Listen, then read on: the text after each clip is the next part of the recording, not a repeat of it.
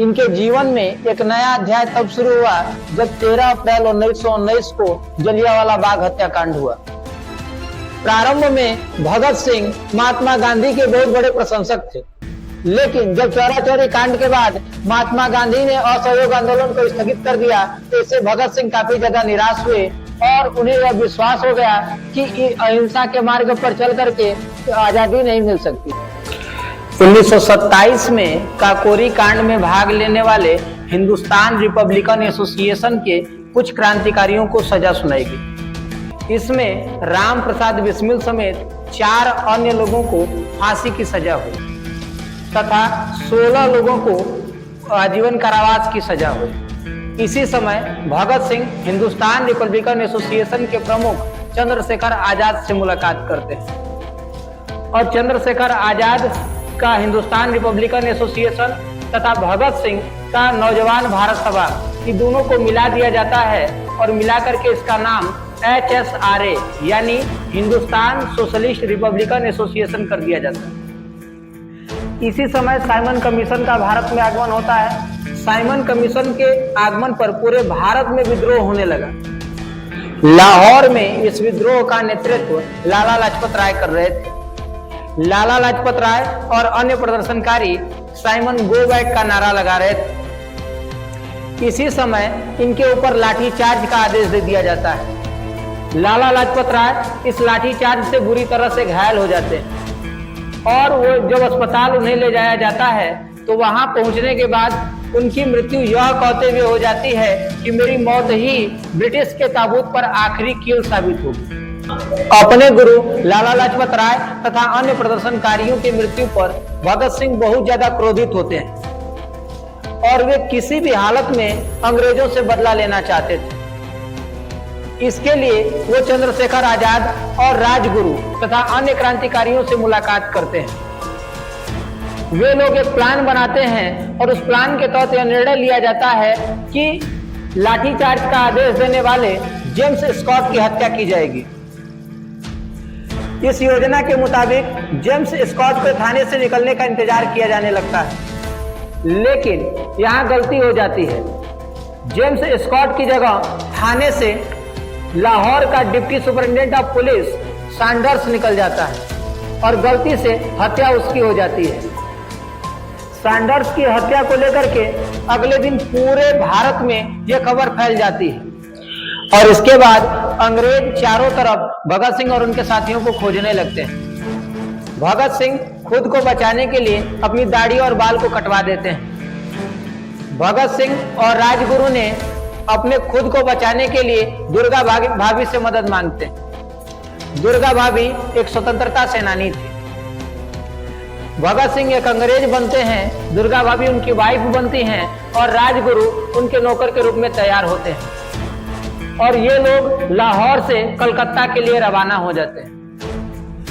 पूरे 1 साल तक अंग्रेज सरकार भगत सिंह को खोजती रहती है और उन्हें पकड़ने में वह नाकामयाब रहती है, लेकिन 1929 में ब्रिटिश सरकार द्वारा भगत सिंह को गिरफ्तार कर लिया जाता है।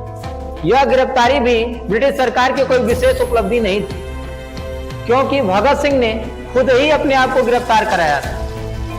इसके लिए भगत सिंह, सुखदेव, राजगुरु और चंद्रशेखर आजाद यह लोग मिल करके एक प्लान बनाते हैं और वो प्लान था दिल्ली के सेंट्रल असेंबली में बम फेंकने का।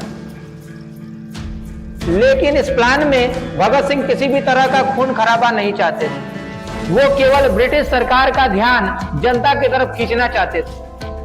8 अप्रैल 1929 को भगत सिंह और बटुकेश्वर दत्त 2 लो इंटेंसिटी बम को लेकर के वह दिल्ली के सेंट्रल असेंबली में पहुंचते हैं। वे अपने साथ कुछ पंफलेट भी लाए थे। उन्होंने उस बम को खाली स्थान देख करके वहां पे फेंक दिया। धमाका काफी तेज होता है। इस धमाके के बाद उन्होंने अपने साथ लाए हुए पंफलेट को उछाल देते हैं, जिस पर लिखा था कि बहरों को सुनाने के लिए धमाका जरूरी है। यह धमाका इतना तेज था कि चारों तरफ धुआं भर जाता है। भगत सिंह चाहते तो वो इस धुएं का फायदा उठा करके बड़े ही आसानी से वहां से भाग सकते थे, लेकिन उन्होंने ऐसा नहीं किया, बल्कि उन्होंने अपने आप को खुद को गिरफ्तार कराया और वहीं पर इंकलाब जिंदाबाद का नारा लगाने लगे। वे चाहते थे कि कोर्ट में ट्रायल के दौरान अपने विचारों को देश के कोने कोने तक पहुंचाया जाए। जब भगत सिंह को गिरफ्तार किया जाता है तो उनके ऊपर 2 केस चलाई जाती है, एक असेंबली बम केस और दूसरा Lahore conspiracy case. Lahore conspiracy case Sanders के मर्डर के लिए था। जेल में भी भगत सिंह अंग्रेजों के लिए सिरदर्द बने हुए थे।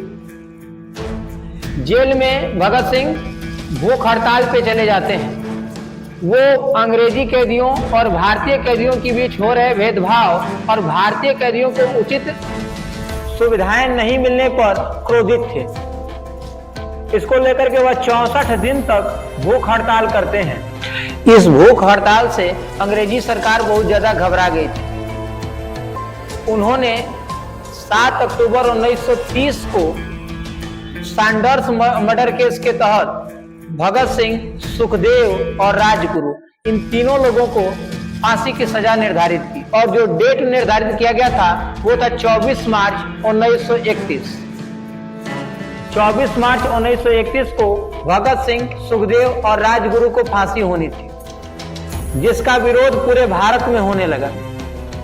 जगह जगह दंगे होने लगे। भारतीयों और अंग्रेजों में विद्रोह चालू हो गया। इसको देखते हुए अंग्रेजों को लगने लगता है कि कहीं उन्हें अपना फैसला न बदलना पड़ जाए, इसलिए उन्होंने 24 मार्च के जगह हड़बड़ाहट में ही 23 मार्च का दिन निर्धारित कर देते हैं। फांसी के कुछ दिन पहले जब ब्रिटिश अधिकारी भगत सिंह से उनकी अंतिम इच्छा पूछते हैं तो भगत सिंह ने अपनी अंतिम इच्छा लेनिन की ऑटोबायोग्राफी पढ़ने की थी।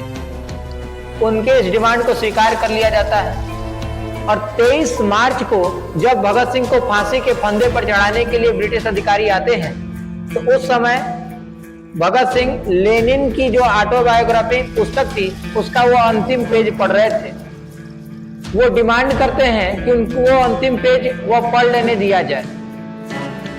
भगत सिंह जब वो अंतिम पेज पढ़ लेते हैं तो अपने दोस्त सुखदेव और राजगुरु के साथ उन्हें फांसी के फंदे पर चढ़ने के लिए तैयार हो जाते हैं। फांसी के तख्त पर चढ़ने के बाद भगत सिंह ने यह इच्छा जाहिर की कि उनके न तो हाथ को बांधा जाए और न ही उनके चेहरे को काले कपड़े से ढका जाए। अंग्रेज सरकार द्वारा उनके हाथ को नहीं बांधा जाता है, लेकिन कानून के नियम के हिसाब से उनके चेहरे को काले कपड़े से ढक दिया जाता है। शाम 7:33 पर भगत सिंह, सुखदेव और राजगुरु तीनों देशभक्त इंकलाब जिंदाबाद का नारा लगाते हुए वीर गति को प्राप्त हो जाते हैं और इस तरह भारत माता के इस वीर सपूत को वीर गति प्राप्त हुई। आज भी उनके देश प्रेम, विचारधारा और जज्बे की कहानी पूरे देश में कोने कोने तक गाई जाती है।